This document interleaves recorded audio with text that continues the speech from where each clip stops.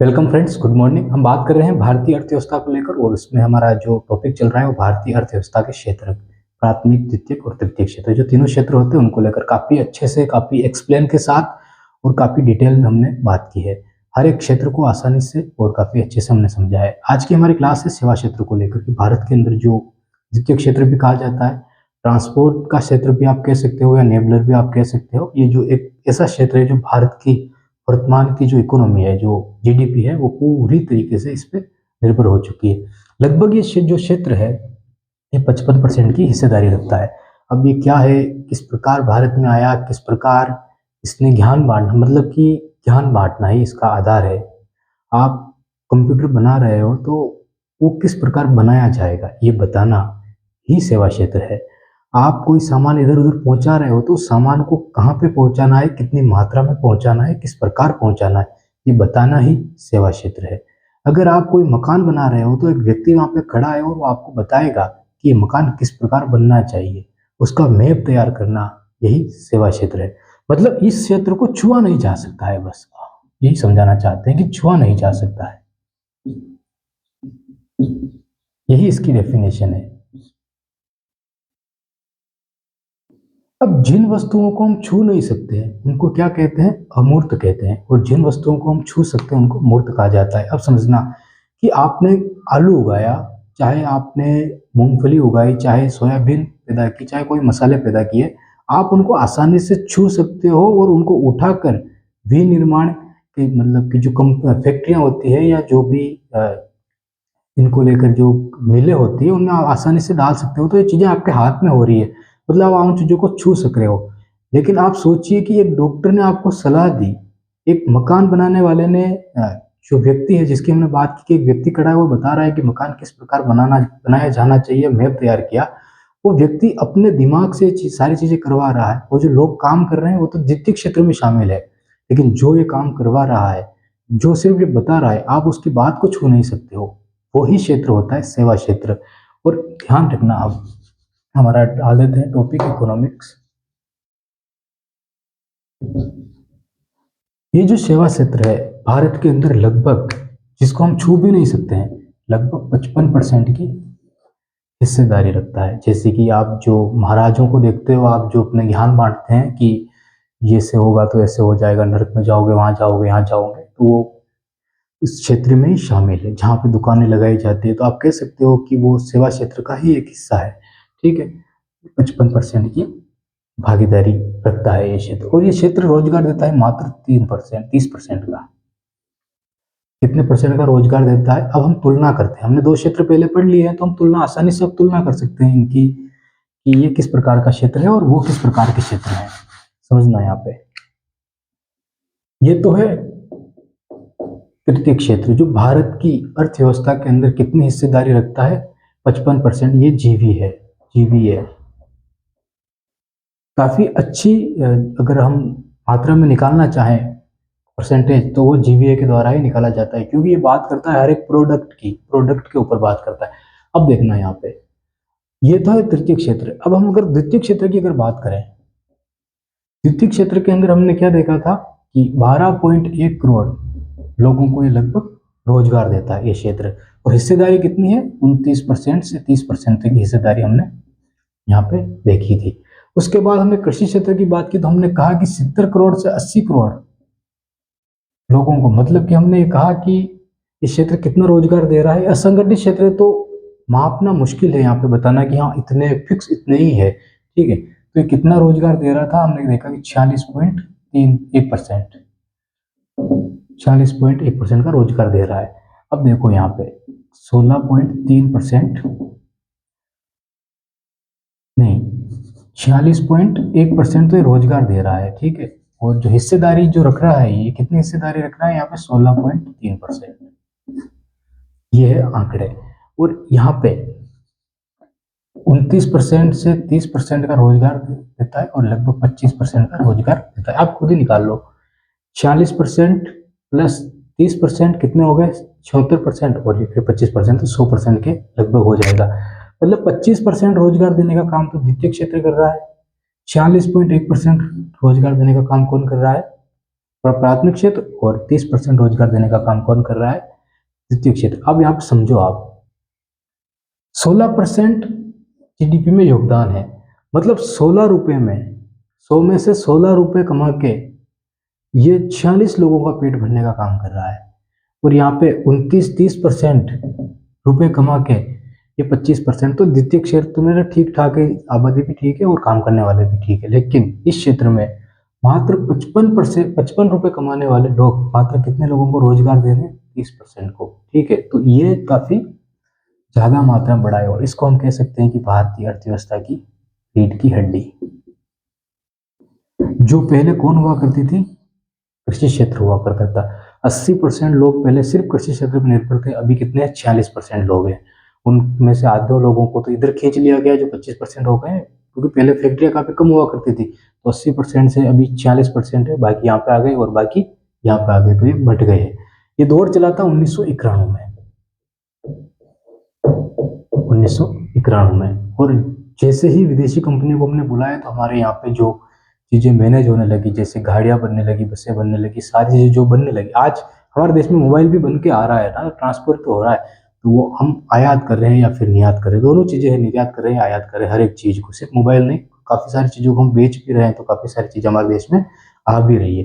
तो उसी को लेकर अब जो चीजें हमारे देश में नहीं थी, जैसे गाड़ियां, बाइक, जो भी विदेशी कंपनियों ने यहाँ पे लगा दी, और उससे चीजें आसान हो गई हमारे लिए। तो तृतीय क्षेत्र को समझना। अब यहाँ पे जो आंकड़े हैं हमारे सामने, उनको देखना। ये दुनिया में 7वां हिस्सा रखता है वैश्विक स्तर पे, 7वां हिस्सा, मतलब कि हम, हमारा जो सेवा क्षेत्र है उसके अंदर जितनी कमाई हमको हो रही है, वो दुनिया के अगर सभी देशों को मिला ले हम, तो टॉप 10 में हमारा देश शामिल है। टॉप 10 में हमारा देश शामिल है, इसीलिए हम कहते हैं हमको वर्ल्ड लीडर बनना है। दूसरी चीज है कि पहले नंबर पे है अमेरिका, दूसरे नंबर पे है यूके, और तीसरे नंबर पे है जर्मनी। ज्यादा याद रखने की आवश्यकता नहीं है, ये तीनों देश है। और अमेरिका लगभग 13% की रखता है, 13% का हिस्सा रखता है सेवा क्षेत्र के अंदर, दुनिया के अंदर। मतलब जित सारी दुनिया की अगर हम बना ले, ठीक है, लिस्ट, तो लगभग सभी को मिला ले तो 13% सिर्फ अमेरिका योगदान देता है सेवा क्षेत्र के अंदर। उसके बाद यूके है, ये लगभग 6%, देख लेते हैं एक बार, 7.4%। और जर्मनी जो है ये 5.5%। पहले नंबर पे अमेरिका, यूके और जर्मनी, ये जो है 13% का योगदान, 7.4 और 5। अब जो भारत है उसकी अगर बात करें, इंडिया, ये चौथे नंबर पे नहीं है, ध्यान रखना, 7वें नंबर पे है इंडिया, 4.3% के साथ। मतलब दुनिया का 4.3% का हिस्सा कौन रखता है? इंडिया रखता है। ठीक है, तो ये सेवा क्षेत्र है जिनके प्राथमिक आंकड़े जो अगर आप देखना चाहें, ये 2023 तक के, इनको एक बार लिख लीजिए, सारणी बनाकर फिर इनको लिखिए। और ध्यान रखना कि जो एफडीआई हो गई, जो आईटी हो गई, ये चीजें हैं, सबसे ज्यादा पैसा यहीं से आता है। सॉफ्टवेयर इंजीनियर हो गए, इनकी हमने सारणी बनाई है, हम डिटेल में बात करेंगे, पहले आप इनको लिख लीजिए।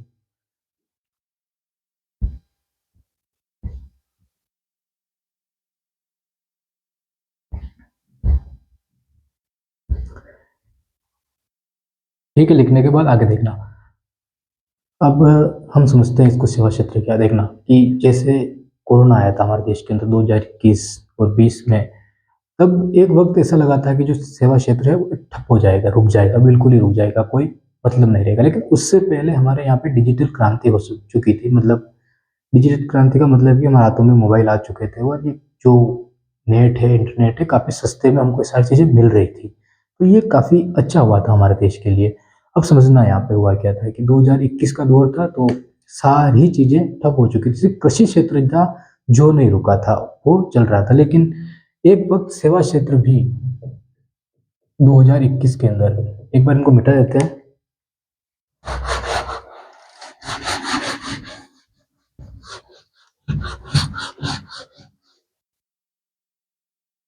बात करें अगर 2021 की, जो ये वर्ष था, यहाँ पे रुक चुकी थी ग्रोथ, जो सेवा क्षेत्र की जो ग्रोथ हो रही थी वो रुक चुकी थी और लगभग हम कह सकते हैं कि 8% पे आ चुकी थी ये। 8% पे ये आ चुकी थी ग्रोथ, मतलब 8% पे रुक गई, लेकिन उसके बाद जस्ट ये वापस शुरू होती है और कोरोना के बाद 8.3% की वृद्धि करती है। अब समझना है यहाँ पे कि हमको लगा था कि सेवा क्षेत्र रुक जाएगा या ठप हो जाएगा, लेकिन ऐसा हुआ नहीं था। ये 1 साल तक रुका रहा और फिर ये वापस तेजी से बढ़ने लगा। क्या कारण थे? कारण थे कि ऑनलाइन वर्क,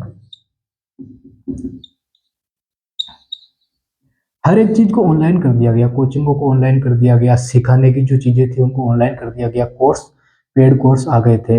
यहाँ तक कि जो वेब सीरीजें होती थी वो भी आजकल ऑनलाइन चल रही थी। यहाँ तक कि जो मूवियाँ होती है वो भी ऑनलाइन पेड कोर्स में हमको, मतलब कि पेड पैसे देके उनको देखने को कहा जा रहा था। ठीक है, काफी सारे ऐप बना दिए गए थे। तो ये जो ऑनलाइन वर्क था, ये यही कारण था कि जो ग्रोथ 2023 तक की अगर हम बात करें तो ये 11% रही है। कितनी परसेंट? 11% रही है आंकड़ा ये सेवा क्षेत्र का भारत के अंदर। ठीक है, तो एक बार इनको लिख लीजिए, फिर आगे हम बात करते हैं। एक और चीज है इसके अंदर की, जो कंप्यूटर होता है हमारा, कंप्यूटर हो गया प्लस जो बिजनेस होता है, व्यवसाय आप कह सकते हो। अब जो कंप्यूटर है, व्यवसाय, ये चीजें हैं। अब कंप्यूटर ऐसा तो है नहीं कि कंप्यूटर हम बनाने में आगे आ जाएंगे, नहीं। कंप्यूटर किस प्रकार बनाया जाएगा, कंप्यूटर में किस प्रकार की चीजें हैं और उसको किस तरह बेहतर बनाया जा सकता है, ये सारी चीजों के बारे में बताना, सारी चीजों के बारे में बताना। ठीक है, बताना बस। और इस ज्ञान को, मतलब कि आपको पता है कि खेत में फसल कैसे लगाई जाएगी, आपको सारी चीजें पता है। अब मुझे बताओ कि आपको किसी ऐसे देश में भेज दिया जाए जहाँ पे उनको बिल्कुल ही पता नहीं है कि कैसे फसलें लगाई जाती है, तो आप कैसे बताओगे? अब आप वहाँ पे जाना नहीं चाहते हो तो क्या करोगे? आप हो सकता है एक किताब लिख दो, उसमें हर एक चीज को काफी आसानी से उन चीज को लिख दो और उस ज्ञान को आप बेचने का काम करो वहां पे। तो क्या हुआ? ये निर्यात हुआ या आयात हुआ? तो आप कहोगे ये निर्यात हुआ। और क्या बेचा गया? आपका ज्ञान बेचा गया वहां पे। ठीक है, तो इन चीजों को बताना, इसके अंदर 70% हम निर्यात करते हैं, इस क्षेत्र को 70%। ठीक है, तो एक बार इनको लिख लीजिए, उसके बाद हम आगे बात करते हैं।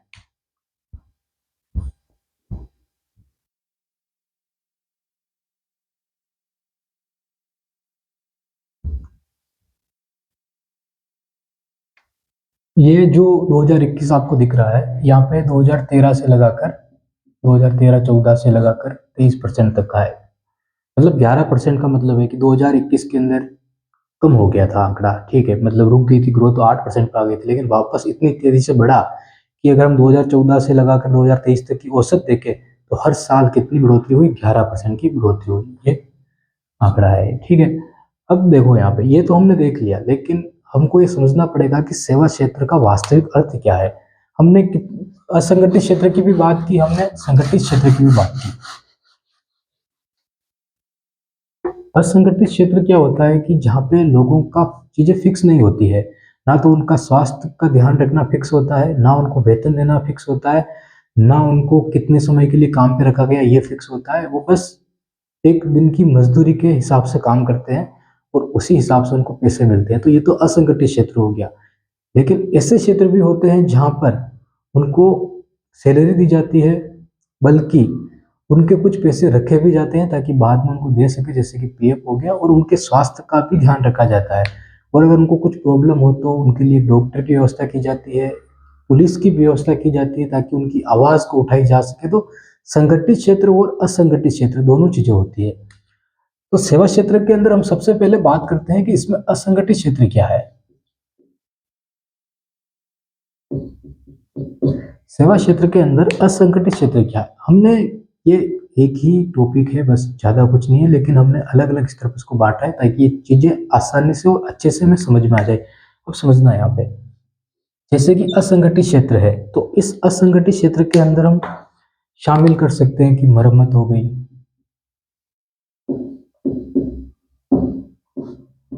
होटल हो गई, रेस्टोरेंट हो गया। ठीक है, और व्यापार हो गया। ये चीजें हैं, इतनी बड़े स्तर पे नहीं देखना है इनको। ये जो बात करती है निम्न कौशल की बात करती है, या फिर कह सकते हैं कमाई, कमाई की बात करती है। मतलब काफी कम पैसे मिल रहे हैं। जैसे कि आपने होटल खोल दिया, तो ऐसा नहीं कि 5 स्टार होटल खोल दिया, उसमें तो सारी चीजें फिक्स हो जाएगी, लेकिन आप जब सड़कों पे जाते हो तो आपको खाना खाने के लिए ढाबे मिलते हैं। तो ऐसे छोटी छोटी चीजें हैं। अब अगर उनके यहाँ पे ग्राहक ना आए, उनके यहाँ पे खाना खाने वाले जो लोग हैं अगर वो ना आए और कम आए, रोज जितने आ रहे हैं उतने ना आए, तो आप कह सकते हो क्या कि वो जो सैलरी उनको वेतन जो मिल रहा है वो फिक्स है, कम हुआ ज़्यादा हुआ। तो ऐसी चीज़ों के अंदर हम ये कह सकते हैं कि ये एक ऐसा असंगठित क्षेत्र है जो चल जाए तो चल जाए, ना चले तो यहाँ चले। इसमें व्यापार इसलिए शामिल है क्योंकि आपने देखा होगा कि जो लोग व्यापार करते हैं या जो लोग करते हैं वो या तो बर्बाद, कई बार देखते हो कि बर्बाद हो जाते हैं, या उनका जो व्यापार है वो ठप हो जाता है। तो वो भी फिक्स नहीं है, वो भी संगठित क्षेत्र का हिस्सा नहीं हो सकता है, क्योंकि वो असंगठित क्षेत्र में आ रहा है। वो रिस्क के ऊपर अपना काम कर रहे हैं। जैसे कि एक मजदूर खेतों में काम करता है या मकान बनाने के लिए काम करते हैं, तो वो लोग फिक्स नहीं है उनका कि अगले दिन को वहाँ पे काम मिलेगा या नहीं मिलेगा, या उनका स्वास्थ्य ठीक रहेगा या नहीं रहेगा, वो काम कर पाएंगे या नहीं कर पाएंगे। इसी तरह ये व्यापार चल पाएगा या नहीं चल पाएगा। ठीक है, तो ये ऐसी स्थितियां बनती है, इसलिए हम किसमें शामिल करते हैं, असंगठित क्षेत्र के अंदर इसको शामिल किया किया जाता है। यह काम करना आसान है, आय कम लगती है तथा दैनिक जीवन से जुड़े काम है। देखो 3 पॉइंट है। काम करना आसान है, अगर लिखना चाहो तो लिख लेना, इस क्षेत्र के अंदर काम करना आसान है, आय काफ़ी कम लगती है और आपके दैनिक जीवन से जुड़े हिस्से हैं, जैसे कि मरम्मत करना, मरम्मत मतलब कि घर वर बनवाना, होटल रेस्टा और व्यापार, इस असंगठित क्षेत्र के अंदर इनको शामिल करेंगे। लेकिन ध्यान रखना, वो जो बन रहे हैं बनाने वाले नहीं, बनवाने वाले। जैसे कि होटल में जो चला रहा है तो उसका होटल का मैनेजमेंट करने वाला जो व्यक्ति है उसकी बात होगी हमेशा। ऐसा नहीं है कि वहाँ पे खाना बनाने वाले की बात हो रही, वो नहीं। जहाँ पे जो मैनेजमेंट कर रहे हैं उन व्यक्ति को लेकर। ठीक है, तो एक बार ये लिख लीजिए।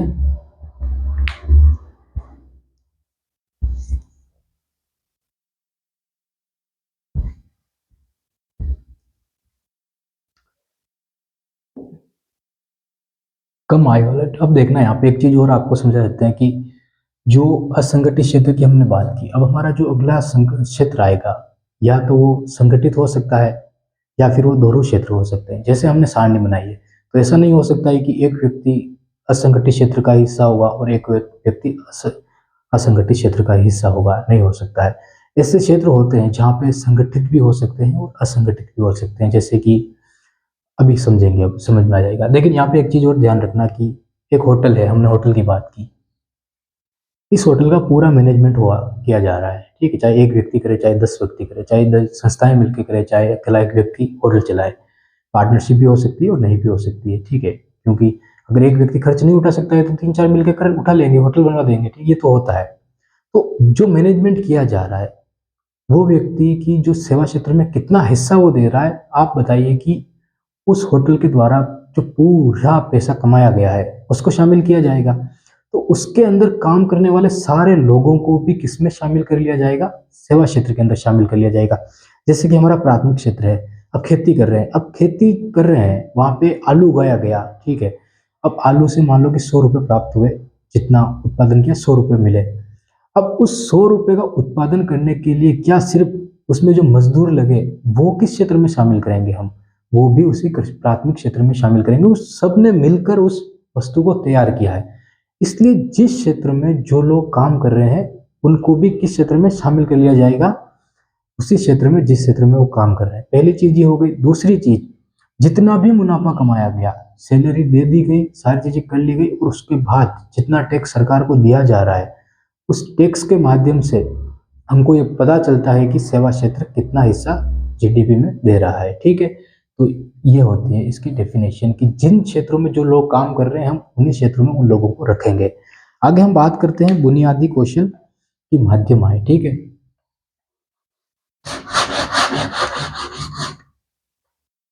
अगला टॉपिक है कि जो हमारा देश है उसको जोड़ने का काम जो लोग करते हैं उनको क्या कह सकते हैं हम, बुनियाद रखने का काम। इसको एक शब्द और है इसका, वो है कि ये सेवाएं ऐसी जो जोड़ने का काम करती हैं। कौन हो सकता है? या तो परिवहन हो सकता है, या रेलवे हो सकता है, ठीक है, या फिर मोबाइल नेटवर्क हो सकता है।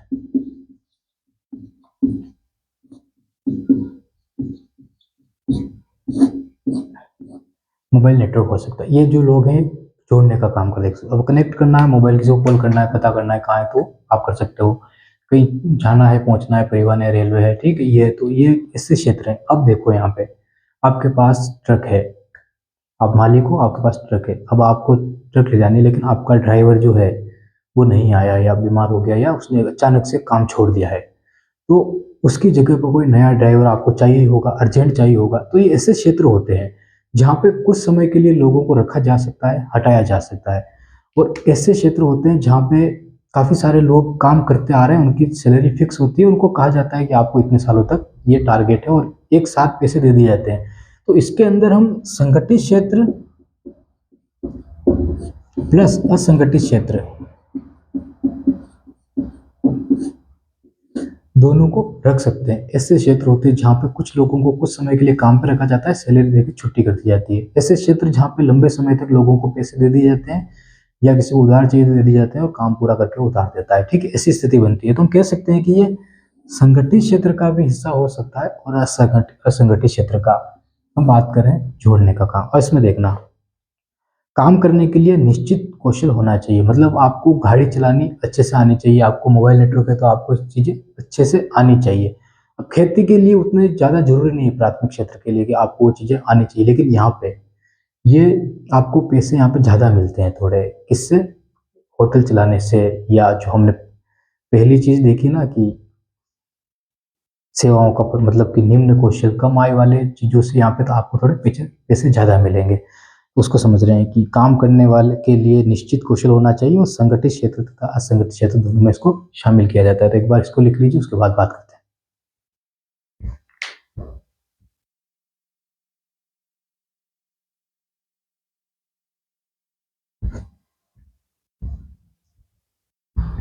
ये चीज़ें जो हमने अब तक देखी, इससे आपको समझ आया होगा कि सेवा क्षेत्र जो है वो इतनी महत्वपूर्ण भूमिका कैसे निभा रहा है, जबकि इतनी छोटी-छोटी चीज़ें तो हम शामिल कर रहे हैं। लेकिन ये सिर्फ हमने शुरुआती बात की है कि सेवा क्षेत्र में किस प्रकार के लोग जो असंगठित क्षेत्र से जुड़े हुए हैं।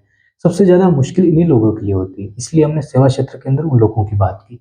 अब जो हम बात करेंगे, और आज की क्लास में वो बात नहीं कर पाएँगे, कारण ये है कि क्लास काफ़ी बड़ी हो जाएगी। लेकिन जो हम बात करेंगे वो, आपको पता है कि बड़ी-बड़ी कंपनियों को मैनेज करने वाले लोग होते हैं, तो उनको कितने पैसे दिए जाते हैं? जैसे कि सीईओ हो गया। ये जो चार्टर अकाउंटेंट हैं, इन लोगों को पूरी तरीके से विवरण देना पड़ता है कि कंपनी कैसे चलाई जाएगी। जैसे कि पूरा सिस्टम है कंप्यूटर का, उस सॉफ्टवेयर को मैनेज करने वाला व्यक्ति, इंजीनियर हो गया, ये लोग सिर्फ अपने ज्ञान देने के आधार पे कितने पैसे ले सकते हैं। डॉक्टर हो गए, कितनी फीस ये तय करती है कि वो किस प्रकार का डॉक्टर है, ठीक है? तो ये सारी चीज़ों को लेकर बात करनी है, तो हमारी नेक्स्ट क्लास में हम अच्छे से इनको समझेंगे। बहुत-बहुत धन्यवाद। कमेंट करना ज़रूर बताना कि क्लास कैसी लगी आपको।